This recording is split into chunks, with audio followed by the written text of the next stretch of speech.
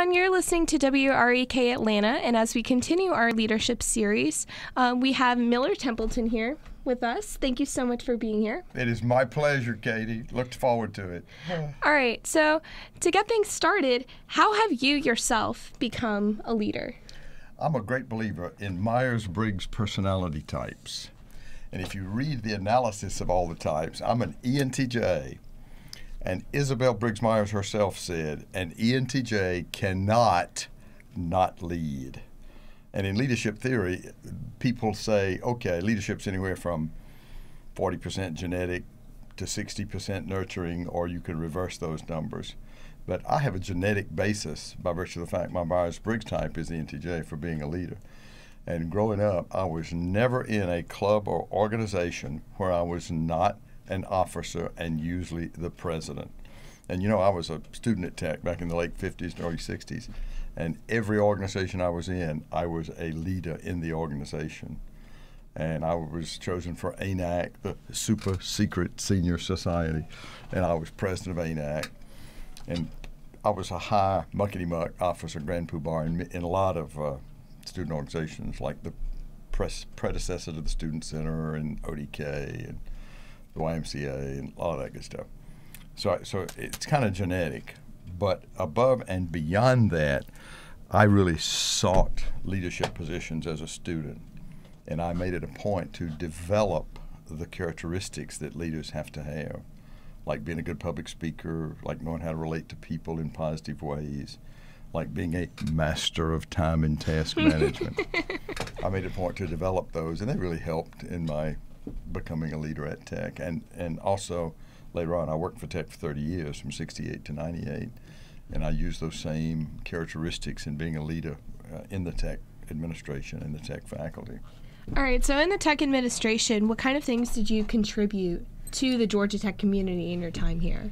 Well, I held several positions over my time and made contributions. I started off as Assistant Dean of Students, and when I was Assistant Dean of Students, the legendary Dean of Students, Dean James E. Dull, said, you're going to help the nascent outdoor recreation program that we are starting at Georgia Tech. It was through the Student Center at that point.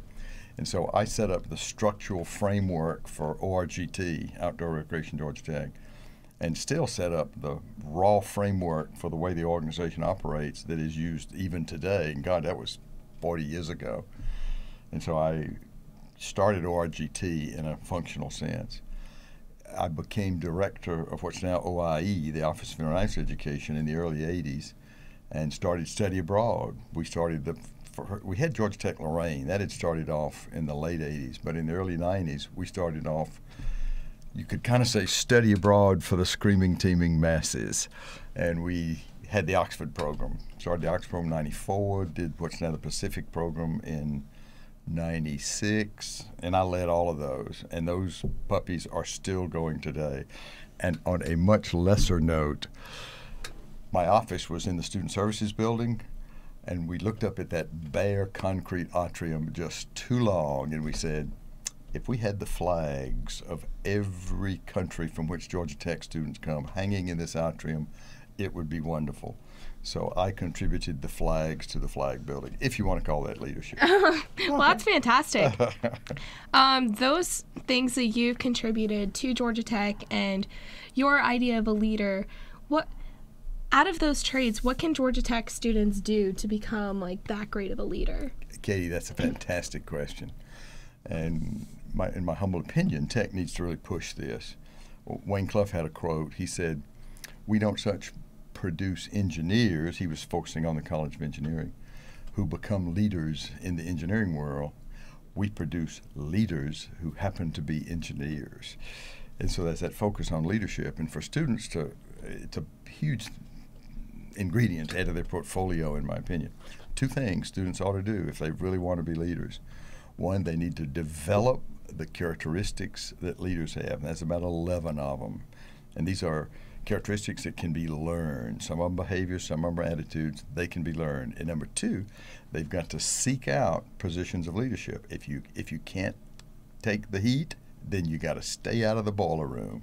You need to look for positions where you can actually become a leader. And then you become a leader by manifesting the characteristics that leaders have. Simple two-step process. And every student leader I've known hundreds of them in my 50 years at Tech, followed that formula.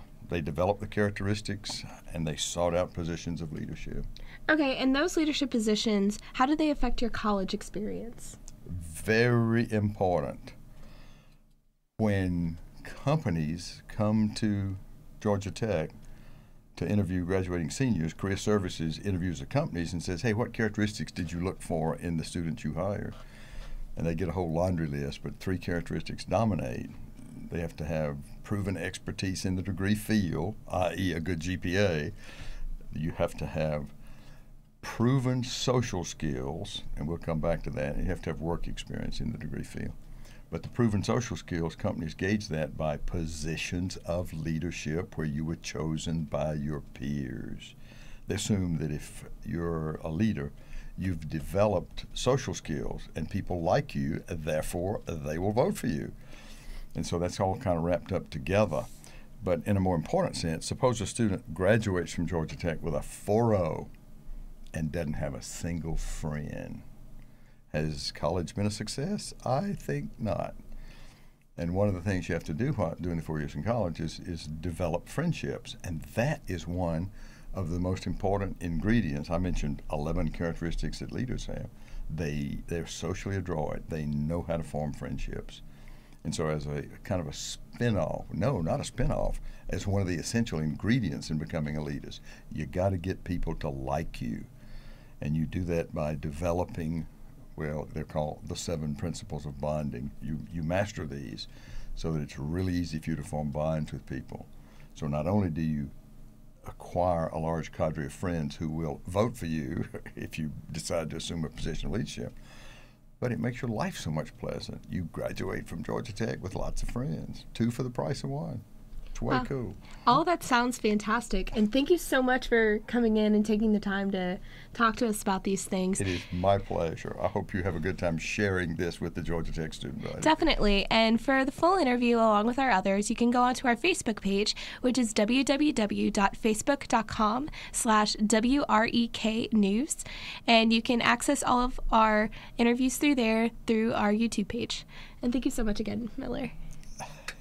That was